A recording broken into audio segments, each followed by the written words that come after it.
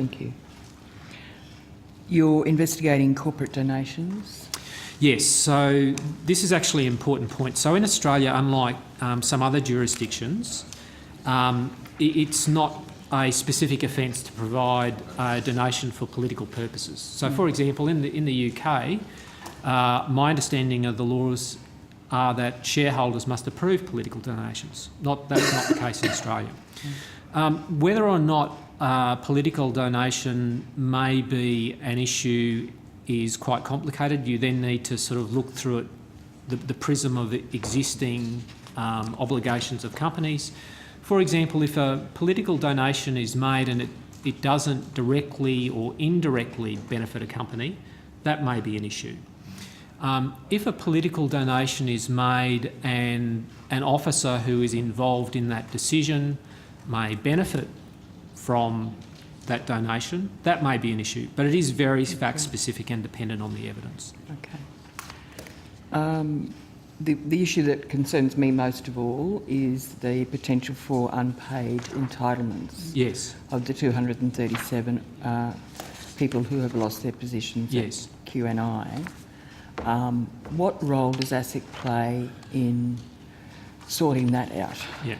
So primarily our role in that regard is one around education and providing guidance to employees who may be affected.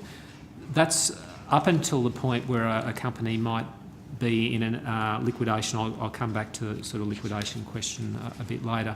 So in that regard, we are aware that the administrators have been in close contact with the Australian Workers Union, who is the union that represents many of these workers. I have also corresponded directly with the Australian Workers Union, providing various information and guidance that may assist them. Now, if the company or if any company proceeds into liquidation and certain other thresholds are met, there is an ability for the government to provide a safety net for entitlements, if you like, and that's through something called the Fair Entitlements Guarantee, or FEG. Now, ASIC doesn't administer that, but obviously we're in close liaison with the government bodies that do. And going to the Fair Entitlements Guarantee, there is, I understand, a 6-month window from the date of losing their job to any potential going into receivership. If that window is not, if the company is placed in receivership more than 6 months after the worker has lost their position, access to the FEG is, there is no access to FEG. Is that your understanding as well? Oh, look, I need to take that on notice, Senator. That's a fairly technical That question. is a concern to workers, that if this goes on, that their potential to be supported through the government guarantee may be limited. I put that in front of you, and I'd like your advice, and on notice is fine. To find out what's happening there. I know from discussions with the administrator that they're keenly aware of some of the issues and difficulties that workers are facing, and they are in close liaison with as I said, the Australian Workers Union, who represents a number of these employees, and indeed I understand that a representative from the Australian Workers Union is on the creditors committee, to which the administrator is talking to on a regular basis. There are 3 unions that are involved, but they are working very closely together. Just a couple more questions, please, Chair. Will ASIC investigate whether Mr Palmer has met his obligation as a director to, and I quote, avoid conflicts between the interests of the company and his own interests? As I say, we're making a number of inquiries into these matters at the moment. I should point out, just for clarity, while we are making these inquiries, we have not yet, in technical... If I can go back a step. We are making these inquiries, I think any normal person would characterise those as we are looking carefully at this matter, we're investigating this matter. From a very technical legal standpoint, in terms of corporate law, we have not set up an investigation under Section 13 of the Australian Securities and Investments Commission Act 2001, but we do not think we need to do that at this time to make the inquiries we feel we need to make. So in your view, the administrators are cooperating very fulsomely?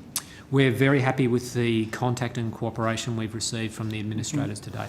Well, just by way of background, one of the benefits of an investigation, amongst other things, is that you're able to obtain various documents through the use of compulsory powers. In circumstances where you're dealing with administrators who are willing to provide you with those documents on a voluntary basis, it becomes a bit of an academic exercise whether you've got an investigation under Section 13 of the ASIC Act or not. And the final point you made, Mr Price, was that the administrators are required to report to ASIC certain matters. Yes. Has that happened? No, well, so if I go back because of the nature of the cooperation, that hasn't happened. If I go back to the general circumstance, yes, we regularly receive, and I'm talking now about matters other than Queensland Nickel, where there have been corporate failures, we regularly receive reports from administrators indicating there may be potential offences of the Corporations Act. Right. In this particular instance, we have received no such report yet, and given the size of this business and the complexity of some of the business dealings, I anticipate it may be some time before we receive any such report, if one is lodged with us. It doesn't mean to say we're not talking to them, right? Exactly right, and it doesn't mean that we're also not making our own independent inquiries, Correct. which we are. So it's a multi-pronged approach. I think I might be coming to talk to you fairly regularly around this one in the future. I might leave the questions there, but I suppose my real concern is this time frame question around getting the guarantee. Yeah. That's not where we want to land, but either those entitlements need to be paid, Yep.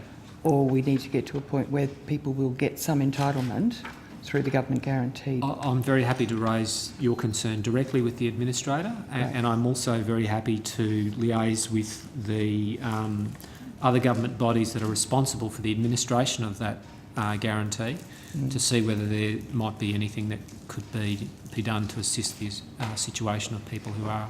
Thank you very much. Yeah. Thank you.